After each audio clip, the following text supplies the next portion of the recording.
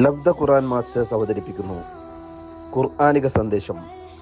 1 minute please.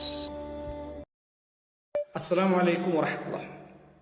ഒരു വിശ്വാസിയിൽ, വിശിഷ്യ പ്രബോധകരിൽ ഉണ്ടാവേണ്ട ഏറ്റവും പ്രധാനപ്പെട്ട ഒരു സ്വഭാവ ഗുണമാണ് ഹൃദയ വിശാലത എന്നത്.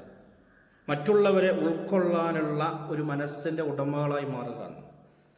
മൂസാ നബി അലൈഹിസ്സലാമിന് ആദ്യമായി വഹി ലഭിച്ചുകൊണ്ട് ഫിർഔന്റെ അടുത്തേക്ക് പ്രബോധന പ്രവർത്തനങ്ങളുമായി പോവാൻ അള്ളാഹു കൽപ്പിച്ചപ്പോൾ മൂസാ നബി അലൈഹി സ്വലാം ഒന്നാമത് പ്രാർത്ഥിച്ച ഒരു പ്രാർത്ഥന പരിശുദ്ധ ഖുർആൻ സൂറത്ത് ത്വാഹയിൽ പഠിപ്പിക്കുന്നുണ്ട്.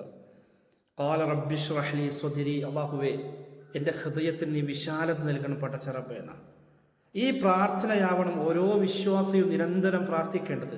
മറ്റുള്ളവരെ ഉൾക്കൊള്ളാനുള്ള മനസ്സിൻ്റെ ഉടമകളായി നാഥാ ഞങ്ങൾ നീ മാറ്റണമെന്ന പ്രാർത്ഥന. അതുകൊണ്ട് ഈ പ്രാർത്ഥന പ്രാർത്ഥിച്ചുകൊണ്ട് മുന്നേറാൻ നമുക്ക് സാധിക്കണം. അള്ളാഹു നമുക്ക് തൗഫീഖ് നൽകുമാറാവട്ടെ. അസ്സലാമു അലൈക്കും വറഹ്മത്തുള്ളാഹി വബറകാതുഹു.